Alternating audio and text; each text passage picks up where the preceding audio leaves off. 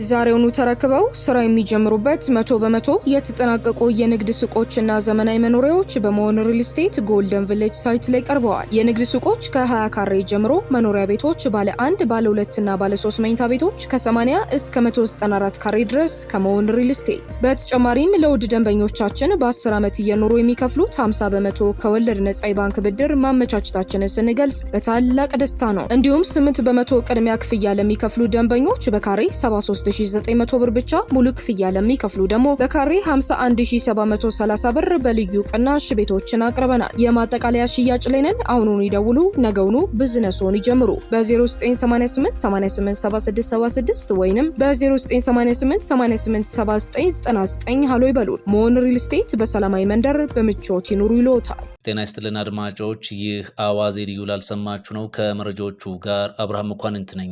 ኢንዶኔዥያ ወደ ጋዛ ዓለም አቀፍ የሰላም አስከባሪ ኃይል በመላክ የመጀመሪያዋ ሀገር ልትሆን ነው ተባለ። ኢራናውያን የአቶሚክ ቦምብ የላቸውም፣ ሊሰሩ እንደሚፈልጉ የሚያሳይ መረጃ የለም ስትል ቱርክ ገለጸች። ሩሲያ በአንድ ሌሊት ከ100 በላይ ድሮኖችን በመጠቀም በ6 አቅጣጫ ዩክሬን ላይ ጥቃት ፈጽማለች። እስራኤል ምንም እንኳን ከኢራን ጋር ድርድር እየተደረገ ቢሆንም አሁንም ግን ወታደራዊ አማራጩ ከጠረጴዛው ላይ አልተነሳም ብላለች። በሊቢያ ባህር ዳርቻ በደረሰ የጀልባ መገልበጥ አደጋ የ53 ስደተኞች ሕይወት መጥፋቱ ተሰማም። የኢትዮጵያ አየር መንገድ በ6 ወራት ውስጥ 4.4 ቢሊዮን ዶላር ገቢ ያገኘኋል። ተቋሙ የአሞራዎች መብዛት ፈተና ሆኖብኛል ማለቱም ተሰምቷል። ሁሉንም ጉዳዮች በዝርዝር እናስደምጣችኋለን። አብራችሁን ቆዩ።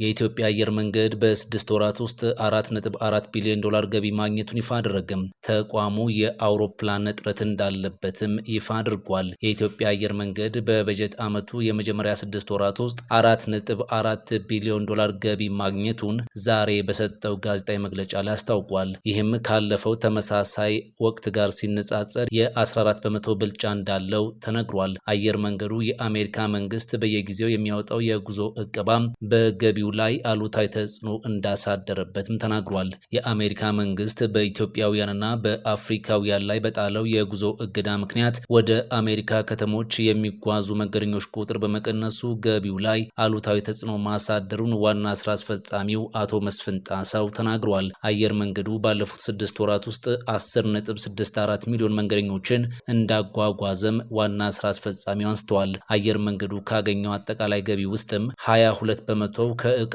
ጭነት የተገኘ እንደሆነ ተነግሯል። የኢትዮጵያ አየር መንገድ ባለፈው ግማሽ ዓመት ውስጥ 7 አዳዲስ አውሮፕላኖችን እንደተረከበም ተነግሯል። ሆኖም አሁንም አየር መንገዱ የአውሮፕላን እጥረት እንዳለበት አቶ መስፍን ገልጸዋል። ከዚህ ባለፈ አውሮፕላኖች ሲያርፉም ሆነ ሲነሱ በቦሌ ኤርፖርት አካባቢ ያሉ አሞራዎች ችግር እየፈጠሩበት እንደሆነም ተመላክቷል።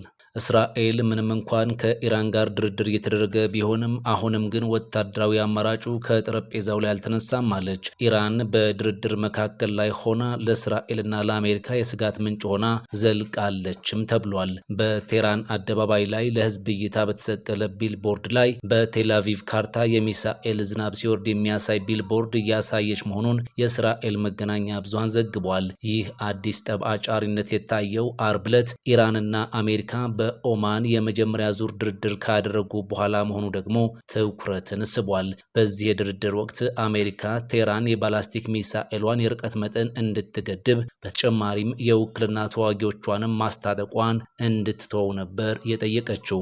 በአንጻሩ ቴህራን በእነዚህ ጉዳዮች እንደማትስማማ በተደጋጋሚ ስትገልጽ ትደመጣለች። የእስራኤል ፍላጎትም ቢሆን ከአሜሪካ ጋር ተመሳሳይ ነው። ነገሮች እንዲህ ባሉበት ሰዓትና ተጨማሪ ድርድርም ለማድረግ ቀጠሮ በተሰጠበት ሰዓት ጠቅላይ ሚኒስትር ቤንያሚን ኔታንያሁ ስለዚህ ጉዳይ ለመምከር ዛሬ ወደ ዋሽንግተን አምርተዋል። እስራኤል ምንም እንኳን ድርድር እየተደረገ ቢሆንም አሁንም ግን ወታደራዊ አማራጩ ከጠረጴዛው ላይ እንዳልተነሳና እርሱም ምርጫ ሊሆን እንደሚችል በመግለጽ እያስጠነቀቀች ነው። ፕሬዝዳንት ትራምፕም ቢሆኑ ድርድሮች ሁሉ መልካም ውጤትን ይዘው ካልመጡ ወደ ቀጠናው እንዲጠጋ ያደረጉት ኃይል በድንገት በኢራን ላይ ጥቃት እንዲከፍት ሊያደርጉት ይችላሉ ተብሎ በብርቱ ይሰጋል። ለጊዜው ግን ፕሬዝዳንቱ ከኢራን ጋር ድርድር መሰረት ያደረገም ስምምነት እንደሚፈልጉ በመግለጽ ላይ ናቸው። እናም አንዳንዶች ቴህራን ይህንን መልካም እድል ልትጠቀምበት ይገባል የሚል አስተያየት እየሰነዘሩ ነው። ኢራን ግን ለእንዲህ አይነቱ ለአሜሪካ ዛቻ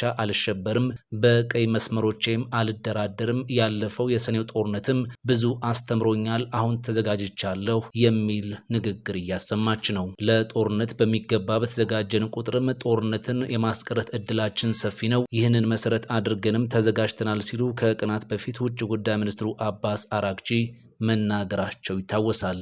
ኢራናውያን የአቶሚክ ቦምብ የላቸውም፣ ሊሰሩ እንደሚፈልጉ የሚያሳይ መረጃም የለም ስትል ቱርኪ ገለጸች። ቱርኪ በኢራን ላይ የሚሰነዘር የአየር ጥቃቶች በሀገሪቱ ያለውን የፖለቲካ ስርዓት ለውድቀት አይዳርገውም ብላለች። የአየር ጥቃት በኢራን ያለውን ስርዓት ለውድቀት ሊዳርገው አይችልም ሲሉ የቱርክ የውጭ ጉዳይ ሚኒስትሩ ተናግሯል። ውጭ ጉዳይ ሚኒስትሩ ፊዳን የኢራን ስርዓት በአየር ጥቃት አሊያም በሌላ ነገር አይቀየርም፣ ይህ ከንቱ ህልም ነው ሲሉም ተናግሯል። ሚኒስትሩ እንዲህ አይነቱን ንግግር ያሰሙት ለ8 ወራት ያህል ተቋርጦ የነበረው የኢራንና የአሜሪካ ድርድር ባለፈው አርብ በኦማን በተደረገበት እንዲሁም ለቀጣዩ ዙር ንግግርም ዝግጅት እየተደረገ ባለበት በዚህ ሰዓት ነው። ውጭ ጉዳይ ሚኒስትሩ የኢራን ጉዳይ በዚህ ወቅት በዓለም አቀፍ አጀንዳዎች ውስጥ ትልቁን ቦታ የያዘ መሆኑን አንስተው መካከለኛው ምስራቅም ሌላ ጦርነት የመሸከም አቅም እንደሌለው በይፋ ተናግረዋል። ይህንን መሰረት አድርገው ፕሬዝዳንት ኤርዶሃን በዚህ ጉዳይ ላይ ከፍተኛ ጥንቃቄ እያደረጉ ነው ብለዋል። ስለዚህ ሊፈጠር የሚችልን ጦርነት ለመከላከል ያሉትን አማራጮች ሁሉ መጠቀም እንፈልጋለን ብለዋል። ኢራናውያን የአቶሚክ ቦምብ የላቸውም፣ ሊሰሩ እንደሚፈልጉ የሚያሳይ መረጃም የለም በማለት ገልጸዋል። ዋናው ማጠንጠኛ መሆን ያለበትም ስርዓቱ የሚከተላቸው ፖሊሲዎች እንጂ ራሱ ስርዓቱ መሆን የለበትም ብለዋል። በስርዓት ለውጥ ላይ ማተኮር መሰረታዊ የሆኑ ጉዳዮችን ወደ መዘንጋት ያመራል የሚል ስጋት እንዳላቸው መግለጻቸውን አናዶሉ ዘግቧል። በአካባቢው ከኢራን ይልቅ እጅግ አምባገነን የሆኑ ስርዓቶች እንዳሉም ተናግረዋል። በሊቢያ ባህር ዳርቻ በደረሰ የጀልባ መገልበጥ አደጋ የ53 ስደተኞች ህይወት ማለፉ ተሰማ።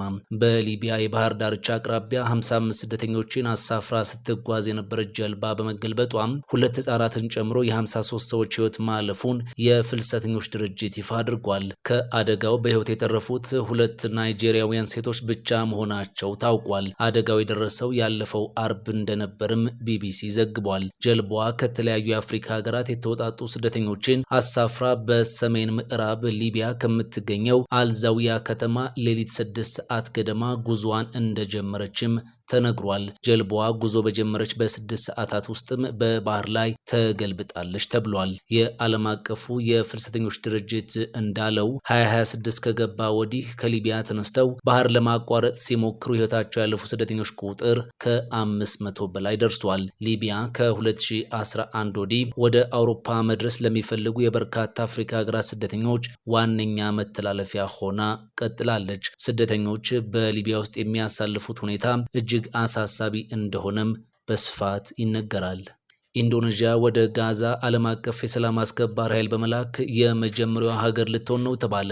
የእስራኤሉ ዜና ማሰራጫ ካን ትላንት ምሽት ባወጣው ዘገባ ኢንዶኔዥያ በፕሬዝዳንት ትራምፕ አስተዳደር በሁለተኛው ምዕራፍ የተኩስ አቁም ስምምነት ወቅት በጋዛ የሰላም ማስከበር ስራዎችን ለሚያከናውነው ኃይል ወታደሮቿን በማዋጣት የመጀመሪያዋ ሀገር ትሆናለች ተብሎ ይጠበቃልም ብሏል። ባለፉት ወራት ኢንዶኔዥያ ከሌሎች ሀገራት ማለትም ከተባበሩት አረብ ኤምሬትስ፣ ግብጽ፣ ጣሊያን፣ አዘርባይጃን፣ ፓኪስታን፣ ኳታርና ቱርኪያ ጋር በመሆን ለዚህ ግብረ ኃይል ወታደር ሊያዋጡ እንደሚችሉ ሲነገር ቆይቷል። እስካሁን ግን አንዳቸውም ሀገር ወታደሮቻቸውን ለመላክ በተጨባጭ ዝግጁነታቸውን አላሳዩም ነበር ተብሏል። እነዚህ የሰላም አስከባሪዎች ከሐማስ ጋር ቀጥተኛ ግጭት ውስጥ የመግባት አሊያም ትጥቅ የማስፈታት ኃላፊነት አይሰጣቸውም። ይልቁንስ የተኩስ አቁም መስመሮችን የመቆጣጠርና ሌሎች ከድንበር ጋር የተያዙ ጉዳዮች ናቸው የሚመለከታቸው ተብሏል።